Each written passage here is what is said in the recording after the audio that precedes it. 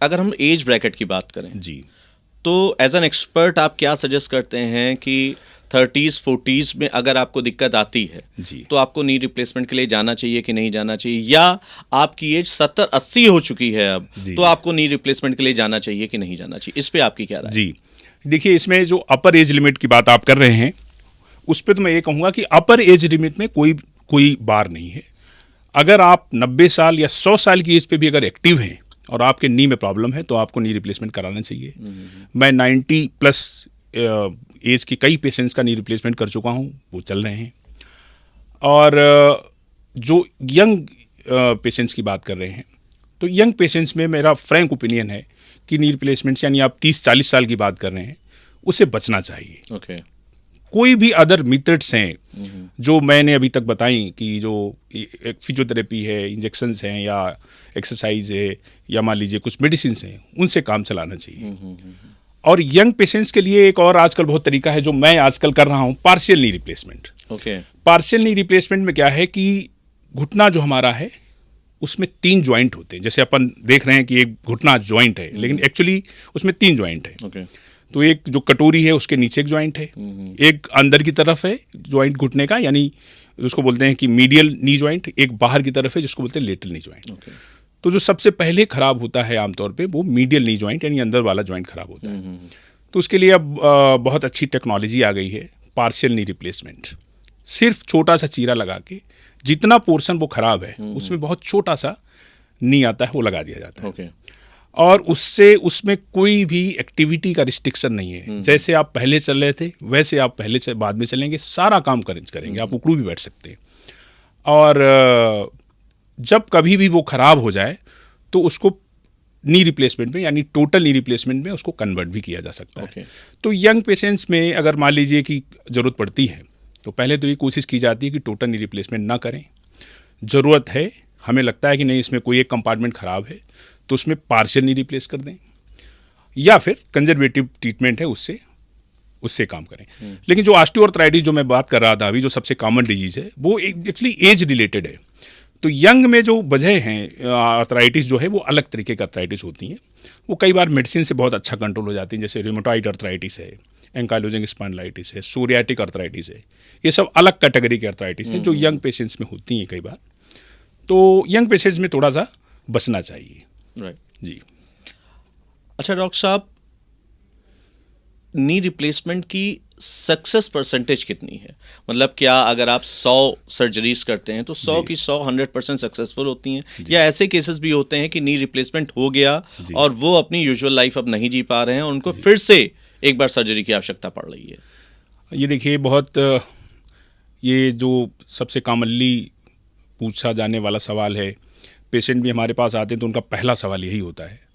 और मैं ये कह सकता हूँ कि आज की जो टेक्नोलॉजी है इसमें 100% नी सक्सेस है। लेकिन सक्सेस रेट कई चीज़ों पे निर्भर करती है, कि जैसे आपने किस स्टेज पे कराया, कि आपने इतनी देर कर दी घुटना चेंज करने में, नी रिप्लेसमेंट करने में, कि उसकी जो हड्डी है जिस पे हमें वो घुटना टिकाना है वही एकदम गल चुकी है, या फिर ऐसा है कि आपका वेट बहुत ज़्यादा है, या फिर वो सर्जन का एक्सपीरियंस बहुत मैटर करता है इसमें, कि आप किस सर्जन से करा रहे हैं, उनका कितना एक्सपीरियंस है particularly in the field of replacement, और कौन सा आप किस तरीके का नी आप इम्प्लांट यूज़ कर रहे हैं। तो ये कई चीज़ें हैं जिस पे निर्भर करता है। बट अगर सब कुछ चीज़ें सही हैं तो मैं कह सकता हूँ कि 100% सक्सेस है। इसके फेलियर का जो रेट है वो बहुत ही कम है, बहुत कम है, आज के समय में बहुत कम है, ना के बराबर है। अच्छा, एक चीज़ डॉक्टर साहब और मैं आपसे समझना चाहूँगा कि आजकल बहुत सी टेक्नोलॉजीज आ रही हैं जी। तो क्या कुछ ऐसी टेक्नोलॉजीज हैं नी रिप्लेसमेंट में जो बाहर देशों में उपलब्ध हैं लेकिन इंडिया में अभी नहीं आई हैं? देखिए, ऐसा है कि ऐसा कोई टेक्नोलॉजी अब आज के समय में नहीं है। जब मैं काफ़ी 15 साल 10 साल 15 साल पहले जब मैंने विदेशों में कई हॉस्पिटल्स में काम किया, Flinders medical centre, Flinders university south Australia में वहाँ काम किया, उस टाइम जो चीज़ें थी वो हमारे यहाँ थोड़ा कम प्रचलित थी। लेकिन आज के समय में जो वर्ल्ड में है वो सब हमारे यहाँ है, पहली बात। और जैसे टेक्नोलॉजी में, नई टेक्नोलॉजी में रोबोट है, रोबोटिक नी है, नेविगेशन है, ये पार्शियल नी रिप्लेसमेंट है जिसकी मैं बात कर रहा था। मैं खुद अपने पेशेंट्स को केजीएमयू में ये सर्विस दे रहा हूँ। तो आज के समय में ऐसी कोई टेक्नोलॉजी नहीं है कि जो बाहर हो और इंडिया में ना हो, बल्कि अब तो चीज़ें बदली हैं नी रिप्लेसमेंट के फील्ड में, कि मेडिकल टूरिज़्म इंडिया में बढ़ रहा है। लोग बाहर से हमारे यहाँ कराने आ रहे हैं, क्योंकि हमारे यहाँ कास्ट इफेक्टिव है और बहुत लंबा अपॉइंटमेंट नहीं है। कई ऐसे डेवलप्ड कंट्रीज़ हैं जहाँ बहुत लंबा अपॉइंटमेंट है, साल 2-2 साल का आपका अपॉइंटमेंट मिलता है। हमारे यहाँ ऐसा नहीं है, तो लोग बाहर से यहाँ कराने आते हैं। जी जी जी। अच्छा डॉक्टर साहब, एक चीज़ और कि नी रिप्लेसमेंट अगर किसी को आपने सजेस्ट किया, जी, वो एक हाउसवाइफ है, हाँ हाँ, एक सेल्स पर्सन है जी, या एक स्पोर्ट्स पर्सन है, उसकी नी रिप्लेसमेंट से पहले एक लाइफ रही होगी, राइट। तो क्या नी रिप्लेसमेंट के बाद उसकी वही लाइफ, वही परफॉर्मेंस कंटिन्यू होती है या कहीं ना कहीं उसे कुछ कॉम्प्रोमाइज़ करना पड़ता है? ज़्यादातर केसेस में जो उनका स्टेटस एक नॉर्मल आदमी का, नॉर्मल इंसान का जो उस करस्पेंडिंग एज में होना चाहिए, वो सारी चीज़ें रिज्यूम कर लेते हैं। पहले ये दिक्कत बहुत होती थी कि ज़मीन पे नहीं बैठ पा रहे हैं। हमारे इंडियन सिनेरियो में लोग पूजा करना चाहते हैं, ज़मीन पे बैठ के नमाज़ पढ़ना चाहते हैं। लेडीज़ लोग पालती मार के कई बार बैठ के ज़मीन पे काम करना चाहती हैं। तो ये टेक्नोलॉजी अब चेंज हो गई है। आजकल जो नी आ रही हैं उसको बोलते हैं हाई फ्लेक्स नी। ओके।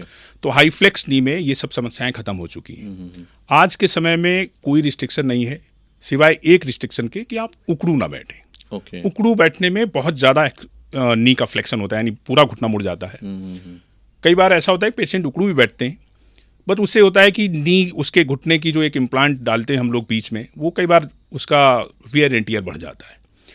तो उकड़ू बैठने को छोड़ के आजकल जो टेक्नोलॉजी है उससे कोई रिस्ट्रिक्शन नहीं है। लोग गाड़ी चलाते हैं, लोग रनिंग करते हैं, सीढ़ियाँ चढ़ने उतरने में कोई प्रॉब्लम नहीं है, ज़मीन पे बैठ सकते हैं, पूजा कर सकते हैं। तो ये रिस्ट्रिक्शंस थे, आपकी बात सही है, लेकिन आज के सिनेरियो में रिस्ट्रिक्शंस नहीं है। बट स्टिल उकड़ू बैठना यानी इंडियन टॉयलेट का इस्तेमाल करना बाद में, वो अभी भी थोड़ा सा प्रॉब्लमेटिक है, उसको हम लोग मना करते हैं। जी, मुझे लगता है डॉक्टर साहब कि ये हमारा पॉडकास्ट जो है वो इन्फॉर्मेटिव होगा उन लोगों के लिए जिनकी खुद सर्जरी होने वाली है या उनके घर में किसी को इस तरह के इश्यूज आ रहे हैं और वो अभी डिलेमा में हैं कि हम लोग सर्जरीज के लिए जाएं कि ना जाएं। दर्शकों, हम उम्मीद करते हैं कि ये पॉडकास्ट आपके लिए वैल्यूएबल होगा। आपने इस पॉडकास्ट को अंत तक देखा, इसके लिए बहुत धन्यवाद। हम इसी तरह के वीडियोस आपके लिए लाते रहेंगे। उसके नोटिफिकेशन के लिए मैं आपसे रिक्वेस्ट करूंगा कि do subscribe us. Thank you so much. जय हिंद।